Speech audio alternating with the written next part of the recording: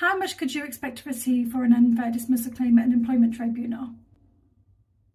So everybody talks about these different employment tribunal claims, but does anybody know how much they might reasonably be expected to receive in an award? If this is the first time you're seeing me, hi, my name is Amy. I run a page dedicated to employment law in the UK. So if you're an employer or an employee, you're definitely going to want to follow me. So I know you're probably thinking, get on with it. A quick disclaimer, this does not cover automatically unfair dismissals. So just in case that wasn't inherently obvious, I'm making that disclaimer.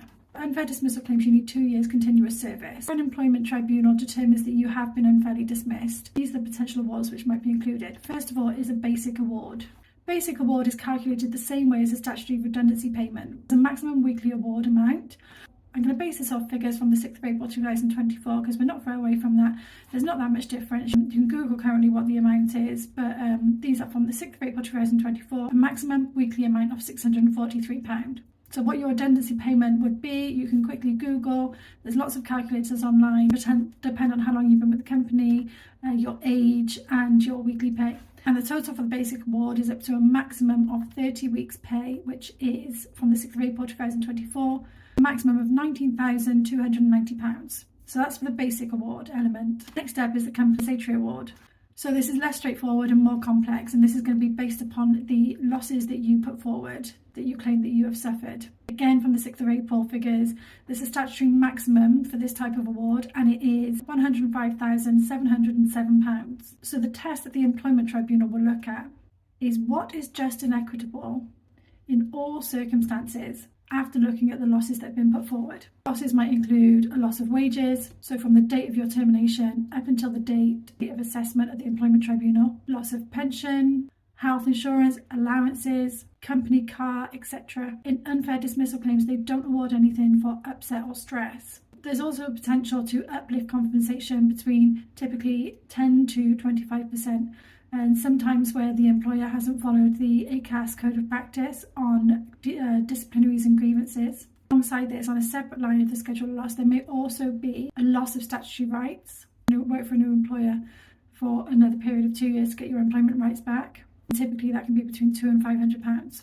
Now let's talk about potential deductions. So it's important to know that an employment tribunal may decide to deduct any award in certain circumstances.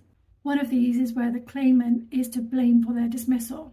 This is sometimes referred to as a Polkey deduction, and they can reduce the award depending on the reason, even if they were unfairly dismissed, where the employers contributed towards the dismissal. Another thing to be mindful of is if you start receiving benefits during the time between your dismissal and the employment tribunal claim or another job, this can impact on the compensation that you get. They might offset those benefits against any award. It's also important to note that you will be expected to mitigate your losses. So in terms of salary, you'll be expected to look for new employment. The burden of proof is on the respondent to show that a claimant has failed in their duty to mitigate their losses, present at an employment tribunal. Sometimes people claim that they've been unable to look for work because they've got childcare issues, maybe they've been off sick. Sometimes in that event, the employment tribunal is not going to award losses for a period that you were unable to work for in any event. Some examples of evidence that can be used to show mitigation are record of jobs that you've applied for, record of recruitment agencies you might have been registered with, record of any training you've completed, medical evidence, and maybe an evidence of unavailability of childcare. The average award for unfair dismissal in 2022 to 23, we haven't got the most recent statistics yet, was £12,000, and the highest was £184,000. And the last thing is costs. You can't normally claim legal costs as part of your compensation or on the outcome of your case. They're rarely awarded from the Employment Tribunal, usually in very serious cases of conduct. Is that less or more than you thought? I hope that helps.